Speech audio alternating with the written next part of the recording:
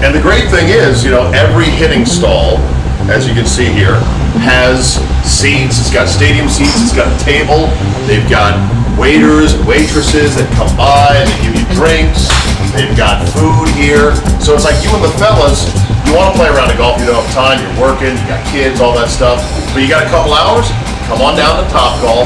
This is golf in the 21st century, maybe the 22nd century, because whoever invented this should Nobel Prize. I think, let's be honest, Nobel Golf Prize, if they make a prize for the Nobel Golf Prize. Awesome, Topgolf, you're gonna love it. Come on down or go topgolfusa.com. Find out a location near you, or better yet, come see me here in the DC area, scoot on down to Alexandria, and see me at Topgolf.